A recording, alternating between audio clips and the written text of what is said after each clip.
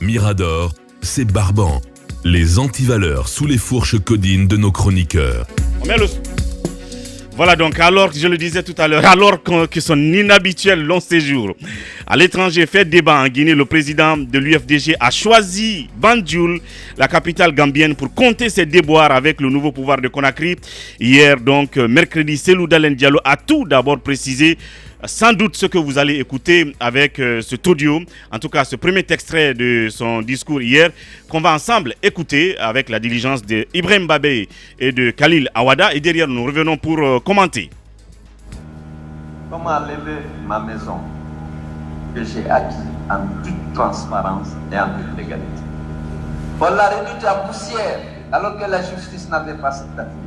Vous êtes posé les questions, est-ce que ça n'a pas découragé notre général, le président Cellou Dalein? Non, pas du tout. Avant moi, d'autres ont perdu la vie.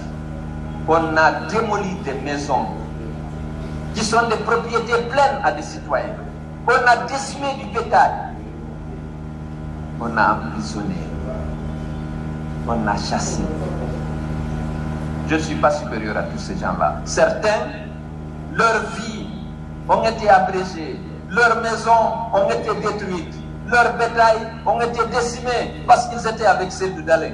Si on m'enlève ma maison, j'ai dit c'est terminé, je ne me bats plus. Et les autres qui ont perdu la vie, ça qui est plus cher. Moi, la maison, ils ont coché la maison de l'abbé, ils ont réduit la maison de Conakry en poussière. J'avais une petite plantation à Koya, ils ont dit que c'est pour l'État. Ça ne me dérange pas. Ce que je veux pour la Guinée, je ne me bats pas pour moi. Je veux que tous les fils du pays soient des frères. Je veux qu'il y ait la paix du cœur en Guinée. Je veux qu'il y ait la justice, la démocratie et qu'on restitue au peuple de Guinée le droit de choisir ses dirigeants. Au niveau local, des mairies, des communes, au niveau législatif, au niveau de l'exécutif. C'est ça que la Constitution a dit. C'est ça qui se passe dans la démocratie. Il faut qu'on laisse le Guinéen le soin de choisir le dirigeant. Il ne faut pas que quelqu'un gagne et qu'on proclame un autre vainqueur. Ça, c'est pas la démocratie. Donc, je voulais vous assurer que mon moral est bon et ma détermination est encore la même. J'aime la Guinée, je l'aime dans sa diversité. Je veux rassembler les Guinéens, les réconcilier et promouvoir le développement. Je sais le faire, j'en ai la volonté, je suis croyant, Dieu le sait. Je vais être celui qui réconcilie la Guinée, qui restaure l'égalité des droits et des chances et qui développe le pays. Voilà donc Cellou Dalein Diallo, président de l'UFDG, président de l'ANAD depuis Banjul, évidemment, qui, comme je l'ai dit tantôt, a remué sa base politique de ce côté. Akoumba Diallo, quelle réaction, quelle analyse de ce discours? Alors, proposition au lieu de réaction. Bien. Je pense que celui qui veut conquérir le pouvoir a intérêt à vendre son offre politique. Je pense que tout le monde sait ce qu'il a subi et chacun peut l'analyser, mais chacun a un ressentiment intérieur sur ce qu'il a subi et d'ailleurs il n'est pas le seul à le subir.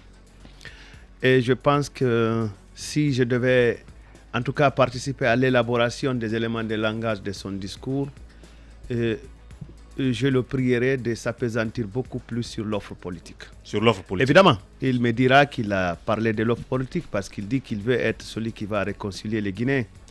Mais je pense que d'ici là, l'aspect économique intéresserait beaucoup plus les Guinéens et je pense qu'il devrait beaucoup plus s'appesantir sur l'offre politique. Voilà. Bien. Oui, Talibé, déjà, il parle. Depuis qu'il est à l'extérieur, c'est déjà ça le constat, parce qu'on pensait qu'il était dans une sorte de retrait, de sommeil politique et tout ça, mais ça montre qu'il fait du travail là à l'extérieur. Oui, politique en tout cas. Oui, il parle. Je crois que depuis sa sortie, il a accordé une interview à RFI entre-temps, je crois. Oui, mais devant militants, avec engouement et l'ambiance politique. Devant des militants, ouais. Donc en février, c'est la première sortie. Et il faut dire que aussi, de façon aussi claire, express, ou expressive. Il parle donc de la démolition de sa maison parce qu'il y a eu une évolution. Absolument. Il était d'abord question qu'il quitte les lieux. Il les a quittés. Entre-temps, il a voyagé. Et je crois que c'est absent du pays que cette résidence a été donc rasée et que des travaux de construction d'une école y ont commencé. Donc, il réagit pour la première fois publiquement devant des militants sur cette affaire.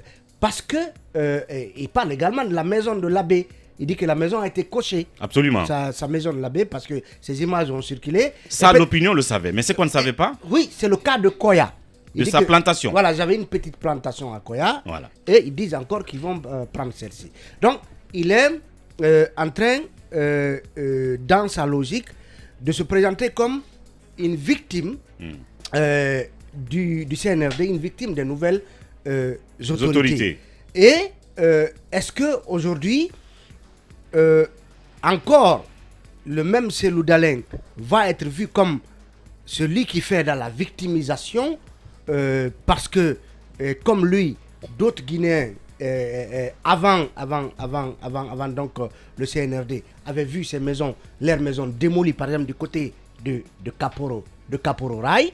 Aujourd'hui, il met en avant son cas et cela laisse penser qu'il se sent visé, il se sent ciblé parce que, comme on l'a vu, après Conakry, c'est la maison de l'abbé. Mais il va parler d'un autre cas qu'on ne connaissait pas, le cas de sa plantation. De sa plantation. Donc, aujourd'hui, on sent qu'il est... Mais malgré tout il est en colère. Mais malgré tout ça, il rassure. On sent que c'est un homme en colère. Oui. Et c'est un homme en colère qui se sent visé et qui, donc, décide d'observer un break et d'aller vivre, en tout cas passer du moment à l'étranger. Parce que justement, sa longue absence ici, parce que je me rappelle, si ma mémoire est bonne, la seule fois, en tout cas depuis 2010, où Cellou a été à ce point absent du pays, c'est après la présidentielle de 2010. Il était allé, donc après la proclamation des résultats en décembre 2010, il était resté à l'étranger jusqu'au 3 avril 2011, date à laquelle, lors de son retour, le jeune Zakaria avait été tué, si vous vous rappelez, en 2011. Donc, est-ce que il se met en quelque sorte à l'abri en attendant de savoir quelle est la véritable direction du vent? Qu'est-ce qu'on lui veut concrètement pendant en ces débuts de la transition? Donc, tout cela laisse penser, concourt à accréditer l'idée que Cellou, quelque part, se met à l'abri, s'éloigne, et d'où l'avis de certains qui estiment qu'il serait déjà en exil. Toujours est-il qu'il y a une autre part de son discours qui est important. Il est vrai qu'il dit qu'il ne va pas battre en retraite parce que le combat démocratique exige qu'il reste, et c'est l'offre de dialogue politique, parce que c'est important. C'est important. Il est revenu d'ici pour dire qu'il faut que quoi qu'il advienne, quoi qu'il en soit, que le CNRD et les acteurs sociopolitiques se retrouvent sous l'arbitrage de la CEDEAO pour un dialogue. Parce que le pays en a besoin, et c'est important. Absolument. À mon avis, que cela vienne de lui, comme pour dire que malgré l'adoption d'un programme de la transition qui fait débat, le dialogue reste et demeure la seule voie du salut. Mamadou Jean Baldé. Le discours de Cellou, on appelle ça l'appel à la pitié, dont usent parfois certains sophistes. Ça peut avoir de l'écho auprès de sa base, surtout qu'il rappelle, comment dirais-je, la casse de sa maison. Ensuite, cette histoire de Koya, sa plantation. De sa plantation. Donc, ça vise un peu à faire pleurer dans les chaumières. Finalement, on va lui enlever son véhicule comme étant une propriété de l'État. Hein. Donc, dans un pays, vous savez, la Guinée, c'est un pays où les électeurs répondent à celui qui pose la question, c'est-à-dire au candidat, pas à son programme. Donc, quand c'est comme ça, ça a tout son effet sur, comment dirais-je, le mental, des militants de Cellou, qui a déjà, à travers ses tournées à l'extérieur, commencé battre le rappel des troupes. Déjà, ces lieutenants aussi au niveau interne ont enfourché leurs chevaux de bataille pour aller à l'assaut de l'électorat dans la perspective de la future présidentielle. Donc, je crois qu'il suit une ligne. Pour lui, c'est d'abord, s'apitoyer. Et cette victimisation, ça paye. Alpha, c'est comme ça. Il a réussi à conquérir la Haute-Guinée pour être finalement c'est général, le sauveur. Donc c'est comme ça marche. Pour le moment, ce genre de discours dans notre pays. Donc ça fait bonne recette politique. Bien sûr. Mohamed Kaba, là-dessus. Non, mais on a écouté attentivement le général Cellou Dalein Diallo. Le mot ne vient pas de moi, le général, c'est lui-même qui l'a dit, votre général. Donc désormais, il est le général et non Koto, il est le général. Bien. Ça, c'est une boutade. Je tire deux enseignements. Oui. Les mêmes acteurs qui parlent aujourd'hui sur le Dalein Diallo, c'est eux qui ont acclamé et applaudi le coup d'État lorsque le colonel est arrivé au pouvoir. Parce qu'à l'époque des faits, on ne voulait pas voir l'homme Alpha Condé, on voulait qu'Alpha Condé quitte le pouvoir. Quel est le lien? Donc, je tire mes enseignements. Oui, on va laisser terminer. Les acteurs politiques ont acclamé le coup d'État et aujourd'hui, c'est un remords pour eux. Le deuxième enseignement, on comprend enfin que le mal de la Guinée, ce n'était pas Alpha Condé. Parce que le discours de Cellou Dalein Diallo n'a pas changé, il n'a même pas évolué. La seule évolution dans ce discours, c'est celui qui vient se greffer à la démolition de sa résidence. Ça, c'est la nouveauté dans son discours. Sinon, le reste, il ne fait que s'apitoyer encore sur son sort. Il est dans son jeu favori, haranguer la foule. Il était face à des militants, il faudra dire aux militants ce qu'ils veulent entendre. Donc, ce qu'il veut dire, ce n'est pas la première fois qu'ils prennent la parole. À la Mecque, il avait pris la parole. Il a dit à la Mecque, ils étaient entourés, ne m'oubliez pas dans vos prières. Quelque part, il a parlé. Donc ça aussi, c'était un discours. Ce que je voudrais dire au président Cellou Dalein Diallo, c'est qu'on a reproché, ce que d'autres ont reproché à Alpha Condé, d'être un exilé politique, il ne connaît pas la Guinée, il a fait 40 ans, qu'il s'efforce de rentrer en Guinée. La prison n'est pas une fin en soi, ou des arrestations. Il ne connaît pas son destin. Qu'il rentre, qu'on voie la réelle politique. Mais à distance, qu'on reste dans les supputations, oui, mais ça peut il va venir. Il a un agenda. Il a un agenda. Où cet agenda est fini. Il Son absence n'y a pas d'agenda. Il n'a pas d'agenda. C'est la peur. Non, après la Gambie. Écoutez, c'est les agendas qui ont été créés. Il paraît qu'après la Gambie, il doit aller en France. Les rendez-vous ont été créés. Et puis de là-bas, il revient. Mais il était en France récemment. Oui, mais les rendez-vous ont été créés. L'agenda a été. Ils ont ajouté des notes sur l'agenda. Moi, je voudrais qu'il rentre en Guinée. Problème? Ce n'est pas un problème. C'est pas lui qui gère la Guinée. Je voudrais qu'il. Non, il gère pas. C'est pas lui qui gère la Guinée. Ce n'est pas lui qui gère. Mais ses militants comptent sur lui. Son absence te fait quoi? Son absence ne me choque pas. Bien. Mais j'aimerais le voir en Guinée tenir ces mêmes discours à l'étranger. Et lui et le président Sidya Touré doivent prendre leur courage à bras le corps pour rentrer en Guinée. On ne meurt qu'une seule fois. Quand on est leader, on ne peut pas continuer à tenir des propos. Va en guerre à partir de l'étranger. Qu'ils viennent affronter le colonel face à face. Surtout que le colonel Amara les a donné une garantie de rentrer au pays. Pourquoi le général Cellou Dalein Diallo peut avoir peur de rentrer au pays? C'est ce que je n'arrive pas à comprendre. J'espère qu'à son retour, tu iras le saluer. Parce que tu sembles, bon général ne doit pas avoir peur. Tu sembles nostalgique. Est-ce qu'ils ont peur? Je ne suis pas nostalgique. Tu sembles nostalgique de lui. Je ne suis pas nostalgique de M. Cellou Dalein Diallo. J'espère qu'à son retour, tu iras le saluer quand même. Non, mais pourquoi pas? Non, il passera dans Mirador. Alors oui, l'un là-dessus, rapidement. Qu'est-ce que l'absence de Cellou et de Sidya Touré cause à Mohamed Kaba? Il a déjà dit. Non, mais attends. Je peux répondre ainsi. Non, mais t'as pas. Mais Mohamed, je te comprends pas ce matin. Bien. Mais les gens ont leur agenda. Si tu viens à film tous les jours, c'est pas l'affaire de Cellou et de Sidya. Si Sidya et Cellou sont à l'extérieur pour leur propre programme, en quoi cela te dérange? Et ils n'ont pas dit qu'ils ont peur. Les gens là ont vécu pire que ce qui se passe là. Mon ami, ce qui s'est passé sous Alpha, Doumbouya ne peut pas le tenter. Bien. Cellou a eu des chars de combat devant pratiquement sa résidence entre griffes. Sidya a eu des visiteurs, des pick-up sécuritaires à 5h du matin chez lui. Ils n'ont pas fui le pays d'ailleurs. Ils ont été interdits de sortir du pays pendant très longtemps. Si aujourd'hui, ils sont libres de sortir, mais pourquoi vous interprétez ça? Mais ils ne sont pas libres de revenir. Ils peuvent revenir, c'est les Guinéens. Quand? Non, il faut leur demander cela. Ah mais non. Est-ce qu'ils vont Comme demander... tu t'es érigé à leur porte-parole ce matin. Est-ce qu'ils vont revenir parce que tu le veux? Tu es devenu faux des balles de la cellule de communication de l'UFR. Ah là là. Dites-nous-en pour moi. Et puis c'est important. Qu'est-ce qui est important? Un combat ne se mène pas à l'étranger. Bien. C'est où il y a des militants, des milliers de militants qui comptent sur lui. D'accord. Non, je vous dis, le président Syria, oui, c'est ce qu'on a reproché à Alpha Condé. Qu'il rentre au pays. Alpha était président en Guinée, il n'a jamais résidé en Guinée pendant 2 mois. C'est ce que je t'ai dit, c'est le reproche qu'on faisait à Alpha Condé. Oui, c'est le reproche. Mais c'est pas le même cas. On va s'écouter. Selou a sa maison en Guinée. Sidia a sa maison. Mais ils sont ici. Bien. Ils vont rentrer quand ils seront. C'est-à-dire, ils auront. Merci Lincoln. Quand même. Après 2022. Peu importe qu'ils mettent du temps. On va écouter. C'est pas un problème. On va écouter ce deuxième extrait. Non, ce deuxième extrait. Je veux juste dire quelque chose par rapport au premier extrait. Rapidement. J'ai comme l'impression que Selou était en train de répondre à ses militants par rapport à certaines inquiétudes. Parce qu'il n'est pas en Guinée, il est en Gambie. Il y a eu beaucoup d'interrogations après les événements en Guinée.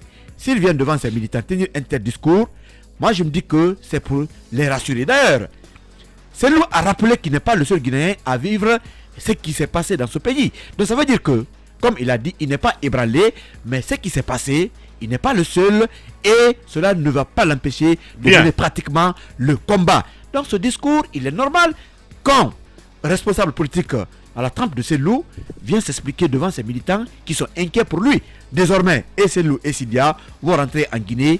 Rien ne peut arriver parce que ils sont Guinéens comme toi, Ibrahima, comme moi. Lincoln, Souma, Kabine Fofana, rapidement, réaction à ce discours.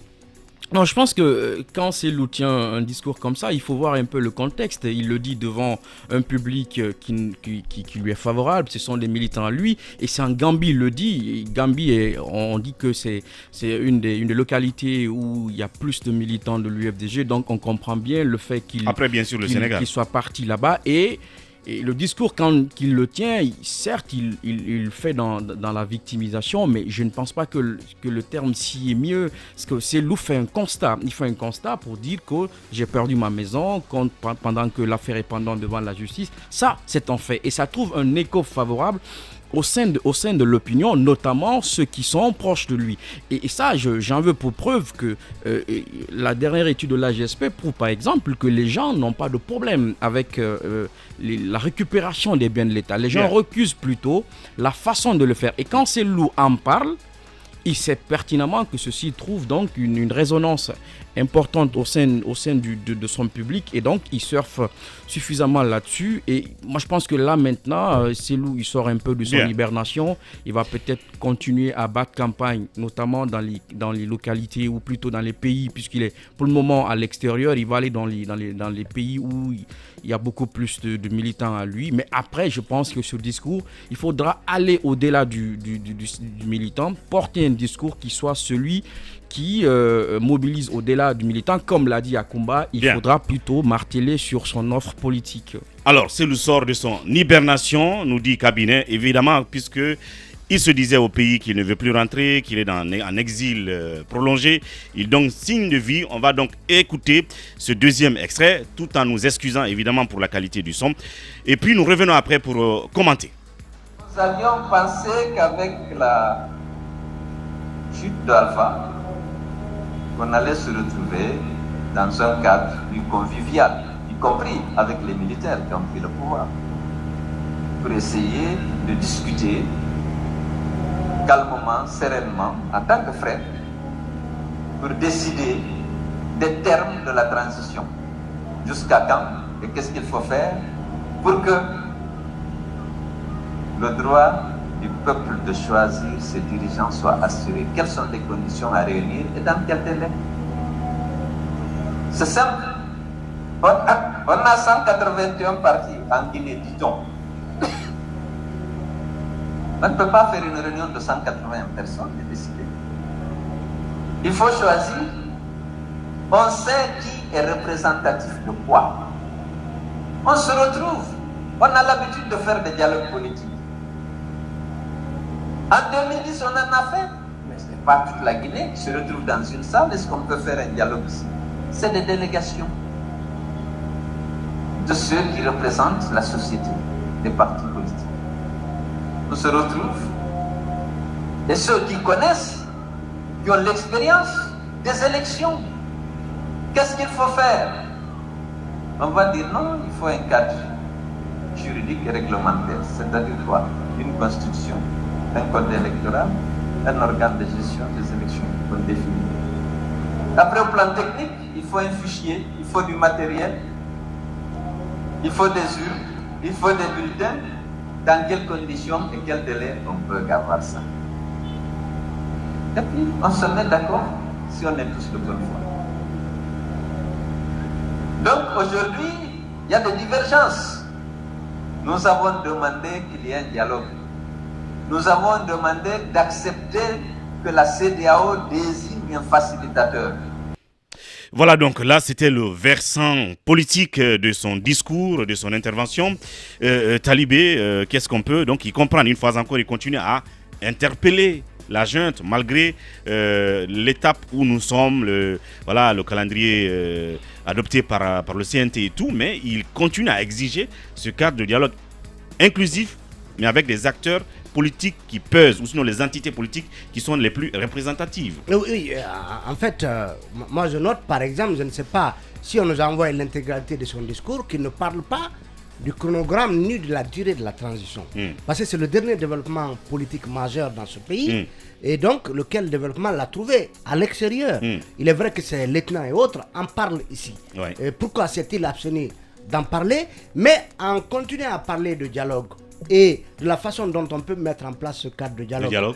Avec les acteurs qui comptent et la communauté internationale à travers la CEDEAO, ça laisse penser que, en tout cas, la porte, Cellou Dalein et son parti ne ferment pas entièrement la porte pour des discussions, pour des échanges autour de la suite de la transition. Je ne suis pas en train de dire qu'ils ont avalé, la couleuvre de la durée de 36 mois proposée par le CNT, ou en tout cas décidée par le CNT, mais toujours est-il que c'est important que la chance soit encore donnée à une possibilité que les acteurs puissent se retrouver. Parce qu'il y a quand même une zone grise, une certaine confusion qui prévaut en ce qui concerne le caractère définitif des 36 mois pris par résolution par le CNT. Puisque je me rappelle qu'au sortir de l'annonce de ces 36 mois, le ministre porte-parole du gouvernement avait dit que cela devait faire l'objet, disons, d'une... en tout cas, que le président... Un acte du président le président devait prendre un acte pour justement promulguer cette durée. Ce n'est pas le cas pour le moment. Le CNRD, le gouvernement n'en a pris que acte à travers. Et notre invité de la dernière fois disait que cette résolution faisait office d'avis du CNT. Je ne suis pas, disons, naïf, ou en tout cas au point de penser que le colonel pourrait reculer sur les 36 mois, mais ça veut dire qu'entre la prise, en tout cas l'acte pris de cette durée par le CNRD et cette promulgation annoncée, peut-être qu'il y a de l'espace, il y a de la possibilité que des discussions s'engagent. Parce que, entre-temps, il y a la CEDEAO qui doit siéger, si je comprends bien, le 4 juin. Quelle va être la réaction? Et pendant ce temps, le Mali est en train de négocier pour moins de 2 ans ou 2 ans maxi. Est-ce que d'ici la promulgation, doit y avoir promulgation par le président et le sommet de la CEDEAO, des choses pourraient évoluer dans le sens de mettre ensemble les acteurs politiques? Je pense que c'est un plaidoyer que Cellou Dalein fait, à l'effet qu'il y ait quand même un cadre de dialogue pour dire que rien n'est perdu. Le dialogue est toujours possible pour ramener les choses au bon endroit en termes de standards par rapport à la durée de la transition. Ibrahim Lincoln Souma. Aujourd'hui, pratiquement, on peut comprendre le discours de Cellou, mais vous savez qu'il y a quand même assez de problèmes sur le terrain. Il parle de dialogue. Le paysage politique guinéen est très connu. Si vous voulez quand même avoir des solutions aux problèmes, il y a le poids lourd de la politique guinéenne. C'est qu'il a dit. Mais j'ai comme l'impression aujourd'hui que les autorités fondant on les ignore. Oui. On ignore ces partis représentatifs, comme il a dit. On ne peut pas créer une autre classe politique. C'est le terrain qui commande. Oui, à la place du président actuel, je peux résoudre la crise guinéenne en moins de 24 heures. Vous savez, les vrais acteurs. C'est facile à dire. C'est très facile à dire. Là, ça n'a pas été pas des vrais acteurs. Non, je n'ai pas parlé de ceci. Oui, Mais c'est là-bas le problème. On insulte l'intelligence de certains partis politiques. Faut être réaliste quand même. Non, réaliste. S'il te plaît. Attendez. Oui, mais attention. Le PDN n'est pas une formation politique. Personne n'a dit qu'ils ne le sont pas. Donc, non. Personne n'a dit qu'ils ne le sont pas. Vous savez, c'est ce débat. Mais en termes de poids politique, eux-mêmes savent qui est devant qui. Qui a réalisé un sondage pour pouvoir juger du poids de ces formations politiques. Tu n'as pas les résultats des récentes élections. Non, il y a eu un sondage. Tu n'as pas les résultats. Il y a eu un sondage. Tu n'as pas les résultats. Il n'y a pas eu de sondage. La vérité. Non, il n'y a pas eu de sondage. Parole, laisse-moi avancer. Mais tu as les résultats des anciennes élections, des récentes élections. Il y en a eu dans ce pays. Ce n'est pas ça. Nous sommes des vieux jeunes, nous connaissons les réalités du terrain. Nous sommes des Guinéens. Des vieux jeunes. Oui, mais écoutez, nous ne sommes pas tombés aujourd'hui. Peut-être que tu étais en Allemagne, moi je suis en Guinée, j'ai tout vécu. Laisse-moi t'enseigner l'histoire de la Guinée. Tu l'as rien compris. Politique encore. Oui. Alors aujourd'hui, je n'ai pas parlé de PADES, je n'ai pas parlé de PADES, je n'ai pas parlé de PDN, mais on ne peut pas faire la politique aujourd'hui en Guinée sans associer le RPG, l'UFDG. Les deux comptabilisent. Non, j'en viens. L'UFR. Les trois peuvent comptabiliser. Pour résumer, le G58 et le RPG. Mais voilà. Voilà, parce que c'est ça. Il y a d'autres partis politiques qu'on ne peut pas ignorer. Vous l'avez dit. Mais ces trois partis politiques comptabilisent à peu près les 80% de l'électorat de ce pays. Sidi Touré, c'est un poids. Lansana Kouyaté, on ne l'a pas ignoré. Dr Faya et autres. Mais aujourd'hui, on a comme impression que les partis sacres sont en train d'être imposés. Bien. Mais s'il y a un dialogue. Non, quels sont ces partis sacres? Ces partis sacres existent. Moi, je n'en connais pas. Peut-être ces partis sont dans le G58. Évidemment, c'est là-bas le problème. Même s'il y en a. Les partis sacres sont dans le G58. Les poids lourds. Alors aujourd'hui, Mohamed Kaba, il faut faire simple. C'est le terrain qui commande. On est en politique. Le problème de la Guinée, c'est pas le dialogue. Le problème, c'est la mauvaise volonté. Et cette mauvaise volonté, tant que ça persiste, nous ne sortirons pas quand même des problèmes. Bien. Les partis qui ont tendance aujourd'hui à soutenir toutes les actions, même aveugles, des autorités, c'est des gens qui cherchent le dépasse. Ça, vous savez très bien. Bien.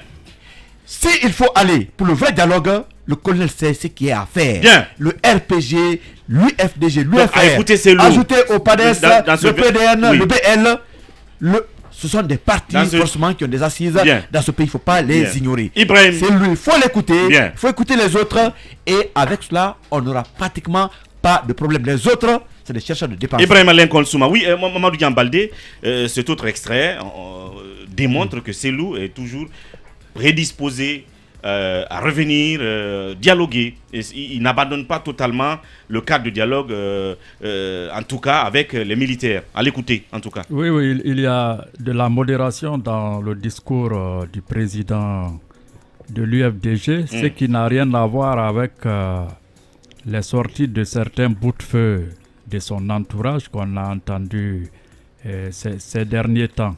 Seulement, il ne voudrait pas il voudrait d'un cadre où les torchons et les serviettes ne soient pas mélangés. C'est-à-dire où il n'y aurait que le CNRD, les représentants du CNRD et ceux des formations politiques qui comptent. Donc, il peut avoir raison parce que pour lui, ce sont eux qui représentent le gros du peuple. Maintenant, par rapport à la posture du colonel, vous savez, même le général de Gaulle, il se méfiait des partis politiques. C'est ce qui l'avait amené à instituer le suffrage universel direct en 1962. Parce que pour que l'élection, la présidentielle soit le rendez-vous d'un homme et du peuple, c'est-à-dire mettre les partis de côté.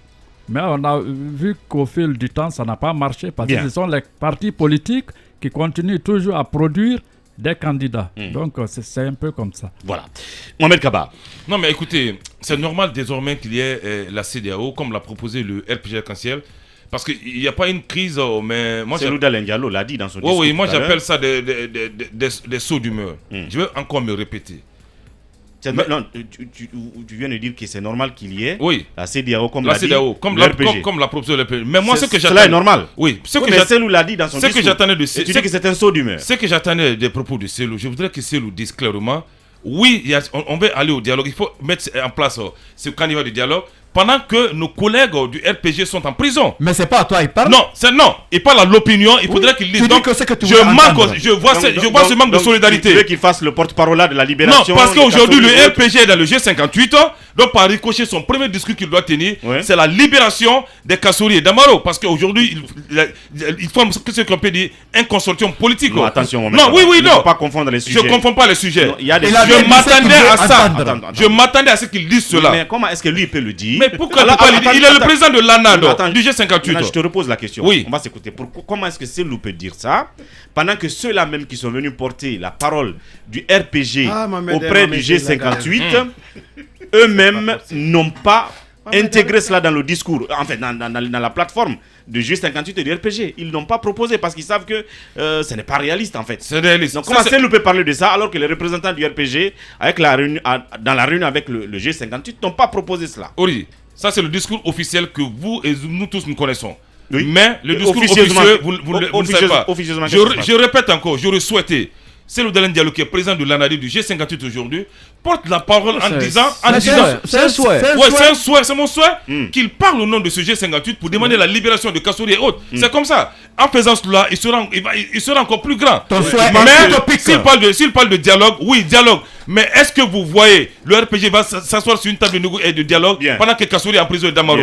Ça sera vraiment utopique de leur part. Moi, je trouve cela aberrant.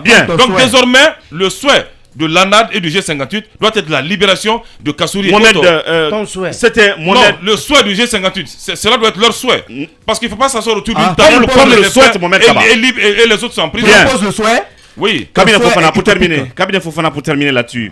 Rapidement. Non, je pense que si Selou n'avait pas rappelé la nécessité qu'ils sont en réalité des poids importants et que leur voix compte, s'il n'avait pas rappelé ça, on aurait dit qu'il est passé à côté. Je pense que le fait de le marteler et le fait de le mentionner est pour ma part quelque chose d'extrêmement important, parce que Selou, il sait que le discours aujourd'hui, le dissensus qu'il y a entre eux et la junte, et le fait que la junte les néglige, le CNRD pense qu'il peut faire seul dans la transition, alors que eux ils pensent qu'il faut qu'ils soient écoutés. Je pense que Selou le fait sciemment. Ça c'est un peu dans le continuum du premier extrait plutôt qu'on a écouté, où il rappelle un peu les griefs qu'il a vis-à-vis du CNRD, et puis il finit par dire qu'il faut qu'ils soient écoutés parce qu'ils sont une bonne partie de l'électorat guinéen, même s'il faut aussi rappeler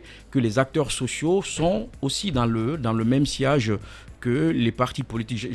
Il faut rappeler là qu'il s'agit du FNDC, du Forum des acteurs sociaux, et d'autres qui pensent qu'il y a bien une nécessité aujourd'hui, impérieuse même nécessité, que le CNRD écoute tout le monde, et que les 36 mois qui ont déjà pris leur envol soient peut-être discutés prochainement autour d'un cadre de dialogue qui soit le plus inclusif possible. Voilà, c'était ce qu'on pouvait dire en termes d'analyse de cette sortie de Selou Dalein Diallo face à ses militants du côté de Banjul. Pendant ce temps, on va passer à nos dossiers d'enquête. FIM FM. On n'a pas eu besoin d'emboucher les trompettes de la renommée pour cueillir des lauriers. Avec le travail comme notre credo, nous atteindrons les plus hautes cimes qui soient, les doigts dans le nez. FIM FM. Suivez Mirador dans la ville Carrefour à Mamou en collaboration avec Fraternité FM sur 95.0 en